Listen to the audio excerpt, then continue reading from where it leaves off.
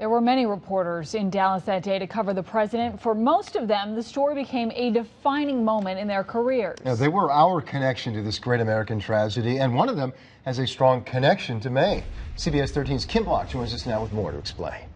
Greg and Adrian, Bill Lord was a young man working behind the scenes for the ABC network when he was thrust into the national spotlight. He's been doing interviews all over the country this week as one of the reporters closest to the scene of the Kennedy assassination 50 years ago today. He also sat down with us. Bill Lord was just 25 years old when he began his career with ABC News. Ended up being executive producer of Nightline with Ted Koppel and World News Tonight with Peter Jennings. Just a boy from Saco, Maine. It's safe to say that career was shaped by the events of November 22nd, 1963. Well, I was working for ABC News, and I ended up in Dallas to help support our White House correspondent as his producer, Bob Clark. And he was in the presidential motorcade, in the pool press car. Lord was nearby at the local network affiliate where Clark called in with the news. As they heard 3 shots ring out, he and the UPI reporter wrestled for the one single mobile phone that was in the car to get a bulletin on.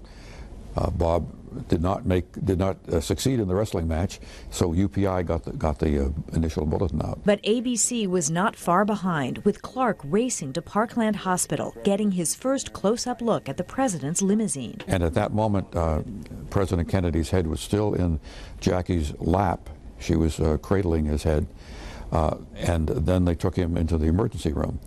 Bob told me, though he didn't say it on the air until they waited for an official announcement, that the ravages of that shot had left all sorts of remains in the car, and there was no way that the president could survive. Soon, Lord found himself going from producer to reporter as ABC needed extra crews to cover the aftermath of the assassination. He had several interactions with Lee Harvey Oswald in those days following his arrest. I was closer to Oswald than I am to you right now, with a mic in his face saying, "Why did you kill the president?" And he was in the basement ready to do a telephone report as Oswald was being transferred from the city to the county jail. I saw Oswald come down out of the elevator and then walk sort of out of my sight and into the basement garage, which was about 15 to 20 feet away from me.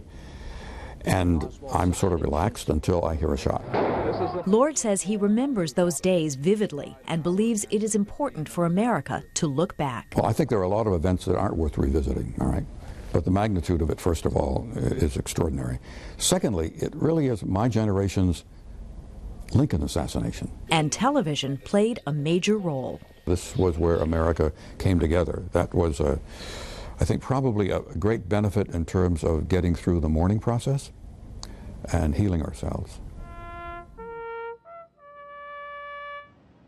So well spoken and articulate about this. And one more note, Adrian and Greg.